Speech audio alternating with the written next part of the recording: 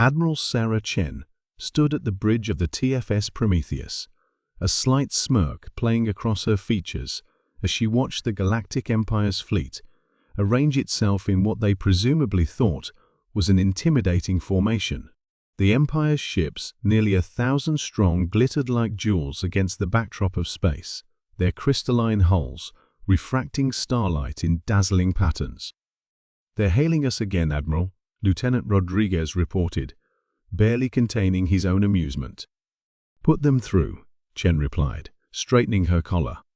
The holographic projection materialized before her, revealing High Commander Zex Lax of the Galactic Empire, all 6 eyes blinking in what Chen had learned was their species' expression of superiority. "This is your final warning, Terran fleets," Zex Lax translator conveyed the clicking sounds into English. "You will surrender your outer colonies and submit to Imperial authority or face immediate annihilation."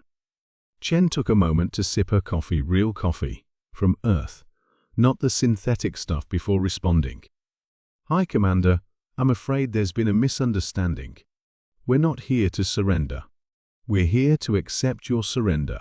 The alien commander's carapace flushed a deep purple with rage. "You dare mock the Empire?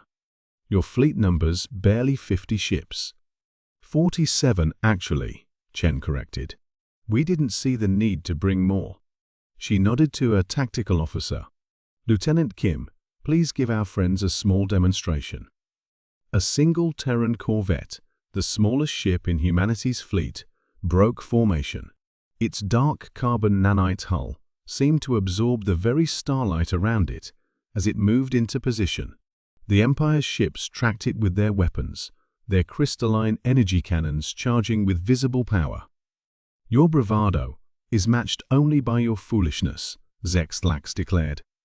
"That single ship is within range of over 200 of our finest warships." Chen smiled. "I know." She turned to Kim. "You may proceed."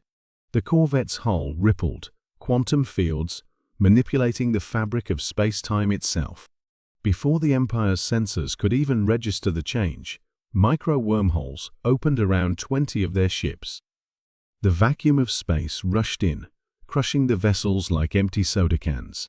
The demonstration was over in less than 3 seconds. Silence fell across all communication channels. Chen could see Zex Lax's mandibles working soundlessly as the alien commander processed what had just happened. "That," Chen explained casually, "was one of our older ships using outdated technology.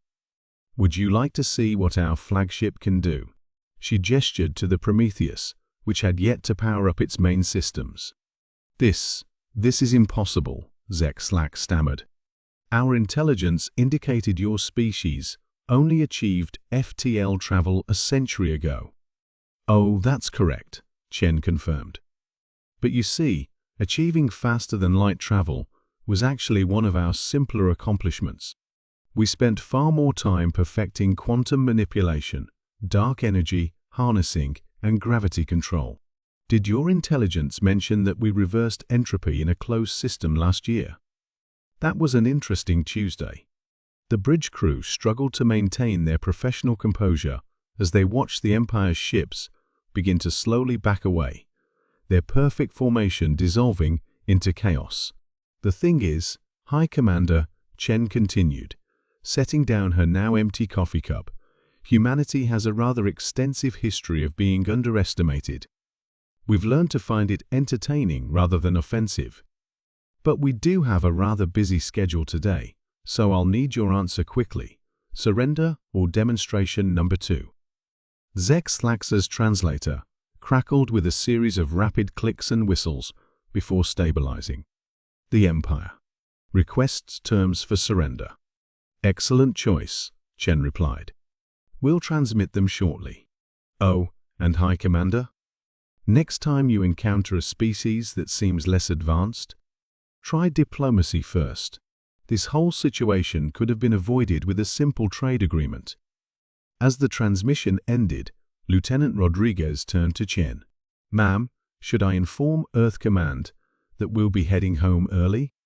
Chen checked her watch, a mechanical Rolex that had been in her family for generations.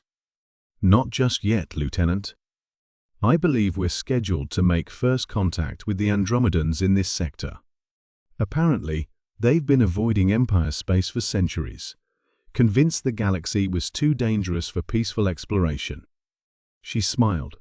"I think it's time we introduced ourselves and showed them there's nothing to fear anymore." The Prometheus's engines hummed to life, its quantum core generating enough power to fuel a small star, as humanity's fleet prepared to continue its mission of reshaping the galaxy's political landscape. Not through conquest or intimidation, but by simply showing up and being exactly what humanity had always been: impossibly, improbably, and entertainingly advanced. Behind them, the Empire's fleet rushed to reorganize itself under new management, and the galaxy adjusted to the reality that the humans, those peculiar beings from that unremarkable solar system, had been playing a completely different game all along.